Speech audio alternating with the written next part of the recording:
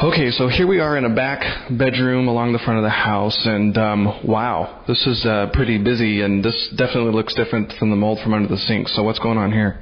Chances are what's going on here is it was simply a lack of air circulation. They had a lot of stuff up against the walls, and that's evidenced by, there's really no water source through here unless there was some sort of roof leak or something like that. But the spotted pattern is also an indication is just lack of ventilation, lack of air. They probably had their bed or dresser, that's about the height of a dresser up there against the wall. Chances are over here they had another bed and possibly not the other bed, but the bed head of it there, as well as a nightstand. And what happens, especially on the north sides of the walls, the north side of the house, especially when you have plaster walls, during the winter the north side gets the least amount of sunlight. And so the people run their heat. The heat meets with the cold of the wall, and then condensation can form. If you have any dust in the house, that could become a food source. So most likely this is just a surface type of mold, although because of the extent of it, the recommendation, if I were looking at this from an inspector point of view, would be to tear it out.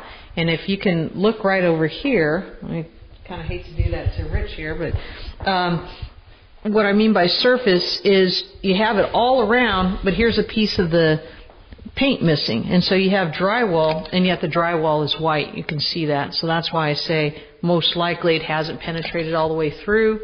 But because of the extent, it's something that you're going to want to tear out. It's a little surprising. Like, how do you, if you're living here, you're sort of like, oh, it's no big deal. I mean, because that looks like condensation that might have dripped at some point. So it was that moist in here that it was actually dripping. So, but just from your experience, you wouldn't be too worried about this as an investor. But let me ask you, there's always the, can't I just spray it with bleach and scrub it down? Oh, that kills me, that question.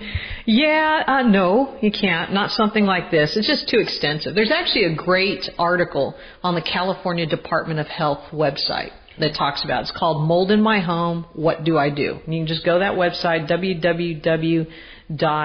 www.DHS, Department of Health Services.ca.gov. Put in there mold, and it'll bring up that article. And it tells you, what you could clear up and on your own and what, you should hire out. Something like this you should hire out. In there it actually talks about the bleach. That's kind of a little bit of a misnomer, because if you spray bleach on it, in order for the bleach to work, it needs to be left on for 10 minutes. During that time, mold, it's a very smart organism. It knows it's being attacked, and it'll start releasing its spores to go land somewhere else to hopefully find some more water. So, and then you have the whole ammonia factor of bleach. So if somebody is going to choose to do something like that, which on something this large I would not recommend, maybe a smaller area, fine, I would actually substitute peroxide for bleach. Just as effective, but you eliminate the ammonia factor. I have never heard that before. Yes, and then if you look here in the windows, you can see it's all on the windowsill. I see it a lot in metal framed windows. This is a little bit unique because it's double paned.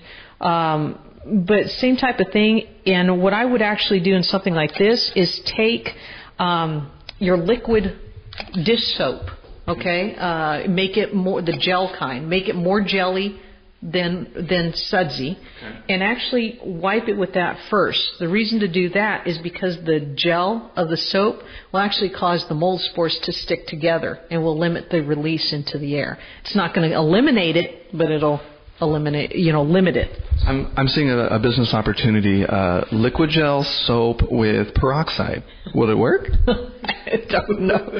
That could be a mess. All right.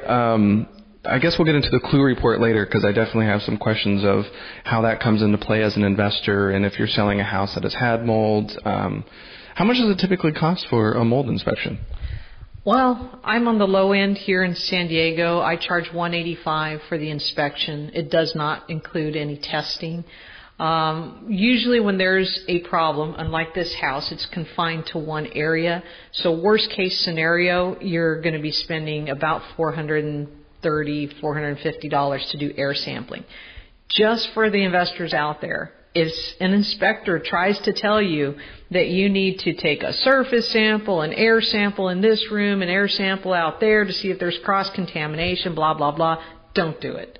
Really, seriously. What you need, because once the house is tagged with mold, that's really what you're aiming for. Because, a bank is going to have to do something about it. Because we can see it. It's in the air. I guarantee you it's in the air. Who cares how much? You want to know.